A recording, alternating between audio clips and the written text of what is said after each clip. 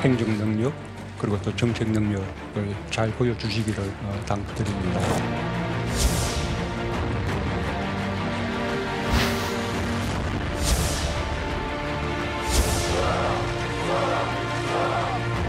어제 청와대의 메시지는 야당은 무시하겠다, 국회는 무시하겠다, 이제 야당 없이 우리끼리 가겠다. 국민의 눈에 어떻게 비칠 것인지 스스로 생각해 보기 바랍니다.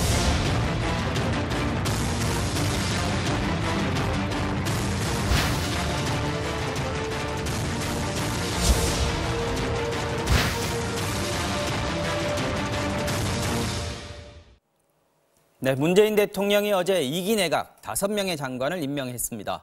청와대는 결격 사유가 없다며 임명을 하지 않을 이유가 없다고 밝혔지만 자유한국당은 청와대 앞에서 긴급 의원총회를 여는 등 강력한 대여 투쟁에 나섰습니다.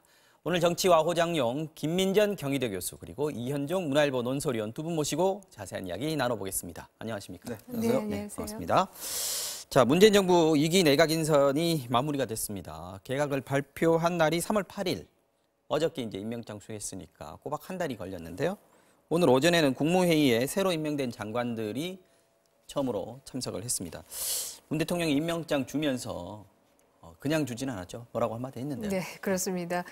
행정 능력을 보여달라 뭐 이런 주문을 하셨는데요. 네. 사실 1기 내각에서도 여러 가지 논란인 끝에 임명장을 수여할 때 청문회에서 시달리는 사람일수록 더 능력을 발휘하더라 이런 말을 해서 논란이 되기도 했습니다만은 네. 이번에는 그냥 능력을 보여달라라고 얘기를 해서 일부 언론에서는 이것을 몸을 낮췄다 이렇게 해석을 하기도 하고 있습니다.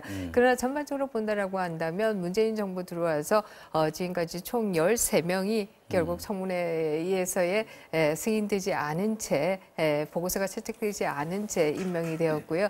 박근혜 정부에서는 10명이 그렇게 되었고 이명박 정부에서는 17명이 청문회에 보고서가 채택되지 않은 가운데에서 임명이 되어서 결국 박근혜 정부의 기록은 이미 넘었고 이명박 정부의 기록도 넘게 될지 안 될지 봐야 되는 뭐 이런 상황인데요. 저는 조금 뭐 이런 얘기를 하고 싶습니다. 이 그동안에 진보이든 보수이든 할 거 없이 각 정당이 정권만 잡고 나면은 이 인사권은 대통령의 권한이다 이렇게 주장을 해왔는데요. 이 부분이야말로 우리가 개헌을 한다라고 한다면 정말로 고쳐야 될 부분이 아닌가. 헌법에 국회의 인준권을 명시해야만이 이런 논란이 이제 없어지지 않을까. 국회가 인준을 해줘야 임명할 수 있다 이렇게 고쳐야 된다는 말씀이신데요. 그렇습니다. 미국 같은 경우에 뭐 그런 식으로 되어 있고요. 같은 대통령제입니다만은 우리가 미국 대통령보다 훨씬 더 힘이 센 부분이 바로 이 인사권을 대통령이 독점하고 있다. 또 독점하고 할 수 있다라고 주장하고 있는 이 부분이 가장 미국과 다른 점이다 이렇게 얘기할 수 있고요. 이 부분이야말로 정말 좀 고쳐야 될 부분이 아닌가 이렇게 생각합니다. 어쨌든 뭐 예상대로 야당의 반발이 거셉니다. 자유한국당 오늘 청와대 앞으로 갔어요. 긴급총회 의원총회 열었는데 센 발언들이 많이 나왔습니다. 참 어떻게 똑같은 현상이 이렇게 반복될 수 있을까라는 게 참 의아스럽기도 하고 언제까지 이렇게 반복될 것인가 참 한탄스럽기도 한데 일단 저희 한국당 입장에서 보면 상당히 양수겸장의 효과를 누린 것 같습니다. 한국당 입장에서. 1차적으로 보면 이 인사 문제가 사실 문재인 정부의 어떤 면에서 보면 굉장히 지금 아킬레스건이 되어가고 있거든요. 네. 인사가 관련돼서는 이제 본인들이 사실은 취임 때부터 한 이야기였기 때문에 이 인사가 자꾸 이렇게 돼버리면 굉장히 국정 운영이 하기가 굉장히 힘들어집니다. 그러니까 지금 당장 이제 2개 부서가 이제 낙마를 했지 않습니까? 맞습니다. 근데 그 장관들을 찾을 수 없어서 이제 현재 있는 장관들 그냥 유임시킨다는 이야기도 나오고 있을 정도로 상당히 그러면 아마 청문회 안 해도 되니까요. 그렇죠. 네. 그러니까 인사 어떤 발탁하는 데서 굉장히 어려움이 큰 것 같아요. 새로운 인물을 하기도 힘들고 또 만약에 임무를 했을 때 현재 시스템으로 검증을 하면 또 문제가 나오면 이건 더 감당하기 힘든 게 아닌가. 이제 그런 차원에서 아마 야당 입장에서 보면 굉장히 아킬레스건이다라는 측면이 있고 또 정치적으로 보면 지금 현재 야당은 내부적으로 보면 황교안 체제가 들어서 얼마 되지 않았지 않습니까? 만약에 외부에 적이 없다면 내부적으로 굉장히 시끄러웠을 거예요. 맞아요. 네. 이번 재보궐선거 결과로 생겼죠, 그렇고 또 내부적으로 보면 이제 공천 시즌이지 않습니까? 그런 공천 기준들을 지금부터 마련해야 되거든요. 그럼 그 관련돼서 당내 계파 싸움이 굉장히 심했을 겁니다. 그렇지만 이 싸움을 통해서 내부적인 이제 별 잡음이 없어요. 이제 그렇다고 본다면 야당 입장에서는 뭐 이 싸움 자체가 그렇게 썩 나쁘진 않을 것이다. 강경투쟁하는 게 대내적으로도 필요한 사항이 좀 있다. 왜냐하면 지도부 자체가 워낙 취약하기 때문에 이런 걸 통해서 외부의 어떤 상대를 통해서 내부의 어떤 문제들을 좀 희석시켜 나가는 그러한 측면을 해서 제가 볼 때는 아마 상당 기간 야당 입장에서 보면 저런 방식의 어떤 투쟁들을 통해서 어떤 응집력을 높여 나가는 그러한 전술을 쓰지 않을까 싶습니다. 지금 오늘 당장 문영배 헌법재판관 후보자에 대해서 인사청문회 법사위에서 열렸는데 사실 1시간 동안 공전하다가 정회가 됐어요. 그러면서 이제 민사청문회 무용론 얘기를 했는 장제원 의원 같은 경우에 뭐 지금 축하하고 끝내야 된다라고 얘기까지 했었는데요. 네, 뭐 야당의 반발이 그만큼 거세고요. 사실 이제 지금 문영배 후보자에 대한 인사청문회뿐만 아니라 이선미 후보자의 인사청문회도 또 기다리고 그렇죠. 있는데요. 네. 그 부분에도 또 더 심각한 문제 제기들이 또 언론에서 되고 있기 때문에 야당의 반발은 뭐 지속될 수밖에 없는 게 아닌가 이런 생각을 하게 되고요. 사실 뭐 역대 정부가 이에 대해서 모두가 한결같이 국회가 발목을 잡는다 이런 얘기들을 해왔고. 하다 못해서 박근혜 정부조차도 국회를 심판해달라 이 얘기를 박근혜 전 대통령도 참 많이 했었습니다. 그런데 우리가 결과적으로 보면요. 정말 반복된다라고 얘기할 수밖에 없는데요. 결과적으로 보면 대통령이 먼저 심판당하는 것들을 우리가 계속해서 봐왔습니다. 중간 평가라고 얘기할 수 있는 뭐 국회의원 선거이든 아니면 지방선거이든 역대 정부들이 결국 2년 이후가 지나가면 보통 국민이 대통령에 대해서 가지는 애정이 2년쯤 되면 이제 식어서 그 뒤로부터 잘못은 정말 잘못으로 보기 시작하기 때문에 2년 후쯤 되면 여당이 항상 지는 것을 보아왔습니다. 결국 대통령이 아무리 국민들한테 심판을 해달라고 해도 아무리 발목 잡는다고 해도 결국 국민은 대통령을 먼저 심판하더라라고 하는 것도 역대에 또 반복된 일이다 이렇게 얘기 드릴 수 있습니다. 지금 남은 두 장관 후보자, 장관 빈자리들 있지 않습니까? 국토부와 과기정통부 지금 낙마를 했었는데 그 빈자리는 어떻게 채울 걸로 지금 예상하세요? 네, 김 교수님. 사실 이 인사가 왜 있었는가를 우리가 좀 되돌이켜 본다라고 하면요, 크게 두 가지 이유가 있었습니다. 하나는 결국 내년 총선에 출마할 분들을 이제 돌려가게 제자리로 가게 한다라고 하는 측면이 하나 있었고요. 두 번째는 사실 작년에 문재인 대통령의 지지율이 빠지기 시작하자 여러 가지 기획을 하고 했는데 그 중에 하나가 청와대 인선을 비롯해서 장관 인선을 다시 하는 것이었고 그다음에는 여러 가지 뭐 경제계와의 만남 등등 여러 가지 기획들이 있었습니다. 그런데 결과적으로 본다라고 하면 결국 장관 인사를 통해서 문재인 정부가 얻은 것이 있느냐라고 본다라고 하면 오히려 얻은 것이 없고 오히려 지지율이 더 빠지면 빠졌지 이것 때문에 더 올라가지는 않았다. 이렇게 본다라고 한다면 이 인선을 통해서 더 얻을 게 없다라고 하는 생각을 청와대에서 할 가능성도 저는 상당히 있지 않을까 하는 생각을 하게 되고요. 그렇게 되는 경우에 있어서는 후임 인선이 상당히 늦어질 가능성도 있지 않을까 하는 생각을 합니다. 특히 국토부 장관의 경우에는 이미 국토부 장관 2기다라고 해서 이미 상당히 의지를 밝혔다 이런 얘기를 하고 있고요. 지금 뭐 통신부의 경우에도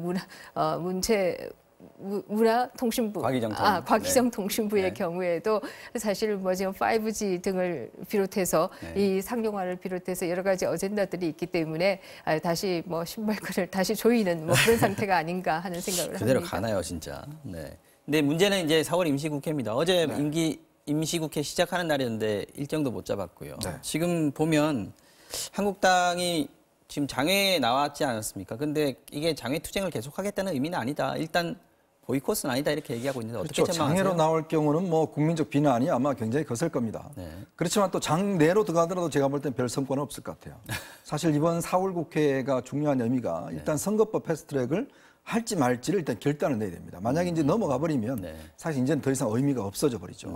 그리고 지금 뭐 여당에서 추진하고 있는 검경 수사권이라든지 공수처라든지 이러한 법안들이 있지만 사실 이런 중요한 개혁 법안들은 집권 초가 아니면 사실 제가 볼 때는 통과되기 어려워요. 보선 끝나고 특히 더 동력이 떨어진 거 아닌가 이미 사실은 뭐 어떤 면에서 보면 야당 입장에서는 이미 선을 긋고 있는 상황이고 할 수 있는 연대도 지금 어렵습니다. 왜냐하면 지금 바른미래당과 민주평화당 보면 이미 이제 그런 데는 관심이 없어졌어요. 그렇죠. 지금 자기 집안 자기들 집안 싸움을 하고 뭐 어떤 이 재편 문제만 하고 있거든요. 그러니까 그런 걸 보면 2005년도에 노무현 전 대통령이 당시에 여러 가지 국정에 어려움이 있을 때 당시 이제 대연정을 한번 제의를 했지 않습니까? 한나라당에. 뭔가 총리 좀 자리도 나누고 뭔가 좀 나눠 하자.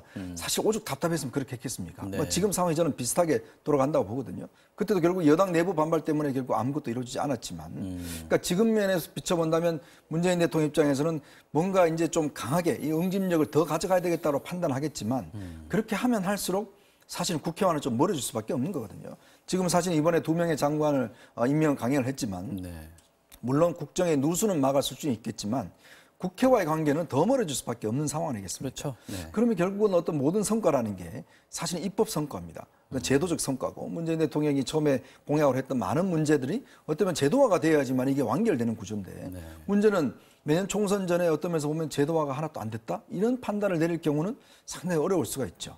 그런 측면이 있기 때문에 아마 이번 4월 달 같은 경우는 뭔가 정치적인 좀 타결의 어떤 문제가 나와야 되지 않을까. 제가 볼 때는 이런 식으로 가다가는 5월 넘어가면요. 이제 여름 휴가 등등 하면 이제 총선 치러 갑니다. 이제는 뭐 후보들이 각자 뛰기 때문에 더 이상 중앙 정치에는 관심이 없어요. 이제 그러면 제가 볼 때는 아마 4월이 거의 마지노선이다. 법안을 제대로 된 법안을 처리할 수 있는 마지막 기회가 지금 네, 4월이다 저는 이렇게 마지막 보시는군요. 네. 지금 당장 추가 경정 예산, 추경이 지금 걸려 있지 않습니까? 지금 정부 여당에서는 추경 예산안 이미 내놓은 6조 원짜리가 하나 있고 또 이번에 강원 산불 때문에 추가로 또 거기다 보태려고 하는데 야당에서는 재해 관련해서는 추경하는 거 찬성하는데 나머지 거는 다 총선용이다. 지금 네, 따로 논의하지 지금 이렇게 그렇게 얘기하고 있어요. 있는 어떻게 상황이고요. 됩니까? 지금 이제 그래서 야당에서 주장하는 것은 분리하자 이제 이런 주장을 하고 있는데요. 사실 야당도 추경을 저는 끝까지 반대하기는 어려울 것이다 이런 생각을 합니다. 결국 총선을 앞두고는 자기 지역구에 좀 더 뭔가 많은 것을 가져가야 된다라고 하는 강박관념이 생길 가능성이 있고요. 그렇게 본다라고 한다면 4월 임시국회에서 통과되느냐 되지 않느냐는 뭐 불확실합니다만은 그럼에도 불구하고 추경 자체가 통과될 가능성은 저는 상당히 높다라고 보시는군요. 네, 그렇게 봅니다. 자, 3월 국회에서도 지금 아까 말씀하신 부분인데 선거제 개편 논의 또 패스트트랙 가는 거 또 다른 미세먼지 법안이라든지 좀 뭐 유치원 3법 지나가서는 그렇게도 있습니다만 4월 달에 처리하기가 지금 쉽지 않다고 보시는 거죠. 네, 그렇습니다. 지금 이제 보면 특히 이제 여당 내에서도 조금의 이제 회의론이 나오는 것 같아요. 여당 내에서. 이번 선거를 치러 보니까 이거 이제 이런 지금 만약에 이제 새로 바뀌어진 그런 연동형 비례대표제로 가서는 내년 총선에서 이거 일단 어렵겠다라는 그런 우려가 솔직히 나오는 것 같습니다. 왜냐하면 지역구 수가 이제 굉장히 많이 줄잖아요. 이제 그런 상황에서 이번 어떤 민심을 보면 이게 굉장히 여당 입장에서 보면 불리한 지금 상황이거든요. 지금 생각하고 있던 선거제로 개편을 하면 그렇죠. 더 안 좋은 결과가 더 안 나올 좋은 결과가 거다라는 나온다는 거죠. 걱정이 왜냐하면 나오고 지금 있다는 거죠. PK 지역에 2군데만 선거를 했는데 민심이 그렇게 썩 좋지 않지 않았습니까? 이번에 그러면 확인했어요. 뭔가 지금 예를 들어서 이런 상황에서 선거를 치르면 지금 있는 기존 노석보다 더 떨어진다는 판단할 경우는 사실은 여당 내에서도 저는 동력을 찾기 힘들 것 같아요. 그러니까 그런 면에 비춰본다면 결국은 이 선거제로 그냥 가는 거 아니겠는가? 어떤 면에서 지금 정의당이 뭐 추진하고 있지만 사실 민주평화당이 지금 뭐 교섭단체 구성도 지금 동의하지 않고 있지 않습니까? 그럼 왜 그러냐면 이번 선거 치른 거 보니까 일단은 민평당 독자적으로 사실 전주에서 기초의원이 당선이 됐거든요. 잘하면 호남이 당시 뭉치면 그래도 호남을 수성할 수 있겠다라는 그런 이제 한 가닥 희망을 이제 가지게 된 거죠. 그러니까 바른미래당에 있는 좀 옛날 국민의당 출신들이 오고 이렇게 하면 다시금 어게인 2016년 이 정도로 가버리면 국민의당 어떤 그 바람을 다시 한번 일으킬 수 있지 않을까라는 그런 묘한 기대감들이 이제 남아 있는 거예요. 그 부분은 다시 한번 짚겠습니다.